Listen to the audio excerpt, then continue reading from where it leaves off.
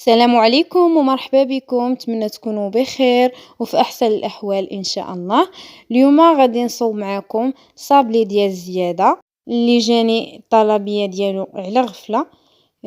بغاتو مولاتو بهذا الشكل التبصيل يكون عامر، اللي غادي نديرو فيه مقادير اقتصاديه واللي كيتكون من ربعة ديال الزبده، كاس ونص ديال السكر سنيده، 3 البيضات، 2 كيسان ما عامرينش ديال الزيت، وفاني. تقدروا ديروا الحامض او الليمون محكوك، تقدروا ديروا نسمه الناطا كتعطي واحد النسمه زوينه، ونص شاسي ديال الخميره ديال الحلويات، والدقيق على حساب الخليط، ورشه ديال الملح لتصحيح الذوق.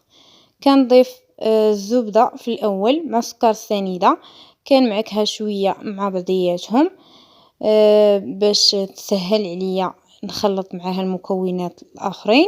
ومن بعد كندير باقي المكونات كنخلطهم مع بعضياتهم مزيان.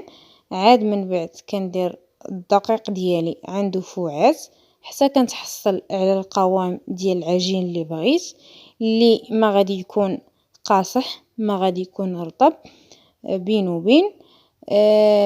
غتبقاو تعجنوا في العجين مزيان.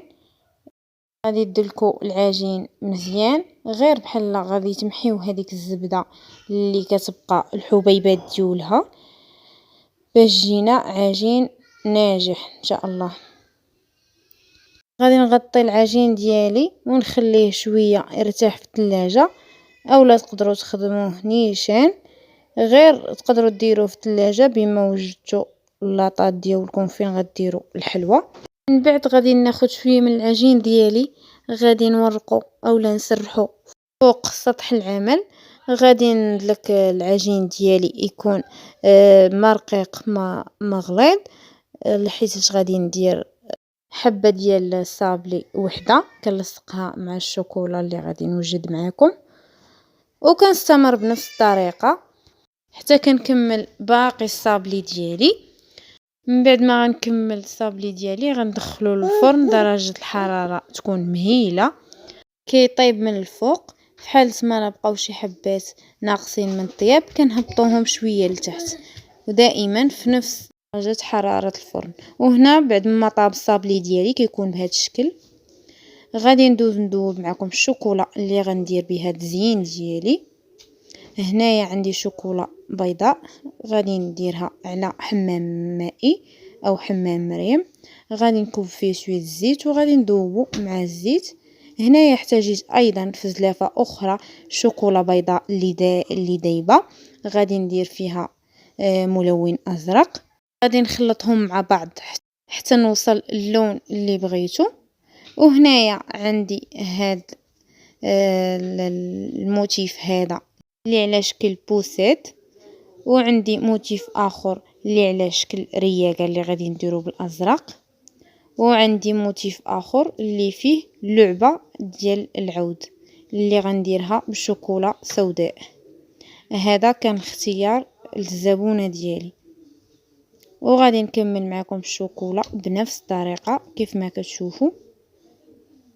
من بعد ما غادي يبردوا معنا غادي نلصقوهم فوق الصابلي ديالنا. اللي غنحتاجو باش نلصقوا الصابلي ديالنا 2 معالق ديال الجليكوز، كنديروا معاهم معلقه كبيره ديال الماء الزهر، وكنحطوهم فوق البوطه حتى كيتجانسوا ليا مع بعض وكيبانوا لكم دوك الفقاعات كيطلعوا. من بعد كنحيدوهم كنحطوهم يبردوا جانبا، عاد كنبداو نلصقوا بهم الصابلي ديالنا. كيف ما كتشوفوا كناخذ حبه ديال الصابلي غادي نلصق معاها حبه ديال الشوكولا اللي كتكون بارده من قبل ومحيدينها من الموتيف ديالها اولا سيليكون ولا على حساب باش غادي تخدموا نتوما. وكيجي هذا الشكل هذا على هذا الشكل. من بعد غادي نصايب معكم هاد الرياقه بنفس الطريقه حتى هي غادي نلصقها فوق الصابلي. غادي تقولوا لي علاش استعملتي شكل دائري وما استعملتيش على كل موتيف الشكل ديالو. غادي نقول لكم بان هذا الشكل الدائري كيجي فيه كل شيء، وبغيت نخدم هكا باش ما تشيط ليا حتى حاجه. ومن بعد ما كملت الصابلي ديالي كيجي على هذا الشكل هذا اللي كيجي زوين ورائع. نتمنى تجربوا هذا الصابلي اللي كيطلع اقتصادي. ونخليكم ما تنساوش ديروا لي لايك وتفعلوا الجرس وتبارطاجيو الفيديو. بسلام عليكم مع وصفة جديدة ان شاء الله.